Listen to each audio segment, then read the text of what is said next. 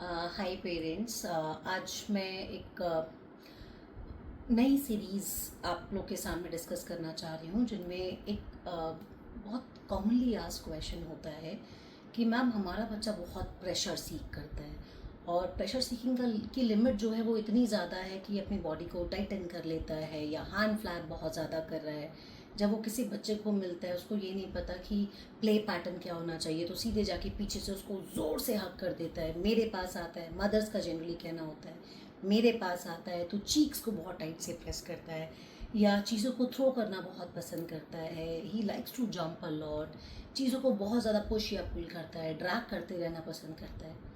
Ultimately हमको एक चीज़ समझनी है। कई बार पेरेंट्स गूगल सर्फिंग करके या कहीं से पढ़ के अपने दिमाग में ये कहीं सेट कर लेते हैं कि अगर बच्चा ये सब कर रहा है ये प्योरली प्रेशर सीकिंग है।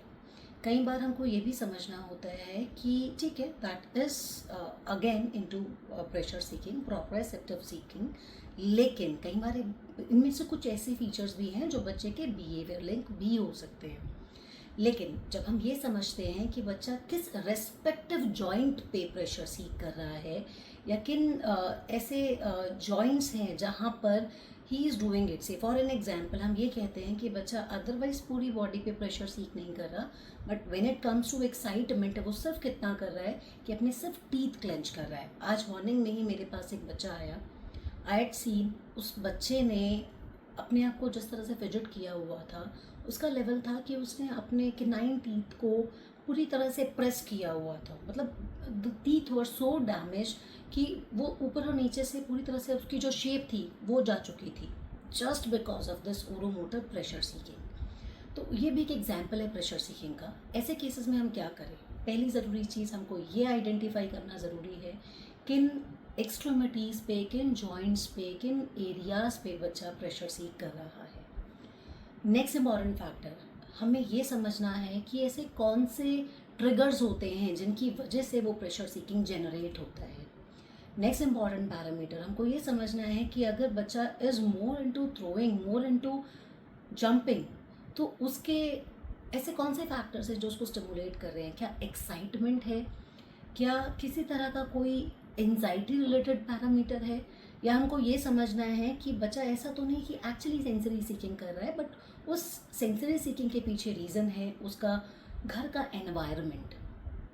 अब इसमें भी हमको, जैसे मैंने बोला कि प्रेशर सीकिंग के जॉइंट्स क्या हैं या प्रेशर सीकिंग के डोमेन्स क्या हैं, कहाँ किस एंड पे कर रहा है। Say for an example, when it comes to this area oromotor curvature, तो हम लोग कुछ स्पेसिफिक टूल्स यूज़ में लेते हैं जिसके हेल्प से हम ये कहते हैं कि बच्चे का प्रेशर सीकिंग रिड्यूस होता है।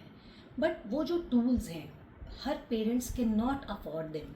तो बीइंग अ थेरेपिस्ट मैं जनरली प्रेफर करती हूँ उन चीज़ों को जो होम मेड हो, ईजिली एक्सेसिबल हो, हर उन पेरेंट के लिए हो जो अफोर्ड कर सके या नहीं कर सके। क्योंकि अगर आजकल हम देखें इतने सारे रिसोर्सेज अवेलेबल हैं जिनकी हेल्प से हम इन पैरामीटर्स पे काम कर सकते हैं, लेकिन कई बार हर पेरेंट के लिए फीजिबल नहीं होता to purchase an equipment for working over these issues.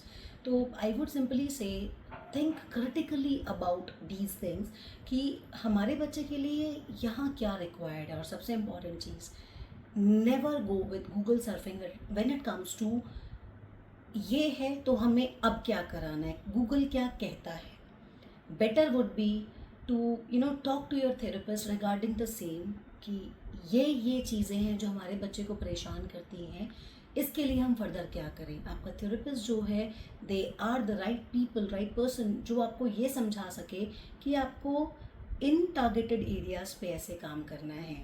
जैसे मैं एक सिंपल एग्जांपल दूंगी, जब हम ये कहते हैं कि ओरोमोटर कर्वेचर पे बच्चा जो है बहुत प्रेशर सीख कर रहा है, तो पेरेंट्स के दिमाग में दो सबसे इम्पॉर्टेंट बहुत कॉमनली यूज्ड टूल आते हैं। फर्स्ट इज जी वाइब और दूसरा टूल जो मैक्सिमली पेरेंट अज्यूम करते हैं दैट इज़ ओरोमोटर वाइब्रेटिंग ब्रश। पर क्या इनके अलावा कोई और टूल नहीं है जो घर पे हमारे पास अवेलेबल है जिसका हम यूज़ कर सकें? बिल्कुल अवेलेबल है। हार्ड फ्रूट्स, उसके अलावा और भी बहुत सारी चीज़ें हैं जो मैं फर्दर जब कोई और ऐसा आपके लिए सीरीज़ लेके आऊँगी टारगेटेड जॉइंट्स के लिए, उनमें और एग्जाम्पलीफाई करूँगी। अब आता है when it comes to hand flapping, when it comes to pushing, pulling, throwing, again it might be link to behaviour plus साथ के साथ बच्चे की proprioceptive need over the wrist joint. Somewhere हमको इन टारगेटेड जॉइंट्स पे वर्क करना है, ठीक है। तो उसके लिए अगर हम ये बोलें कि नहीं नहीं ट्रैम्पोलिन विल वर्क, ट्रैम्पोलिन अगर हम ये कहते हैं trampoline on feet will work, that will not work at all, क्योंकि टारगेटेड जॉइंट कुछ और है। तो लाइकवाइज हमें हर एक जॉइंट को टारगेट करते हुए ही वर्क करना है, और better would be consult your therapist as soon as possible so that they would be able to help you in a better manner. Thank you so much.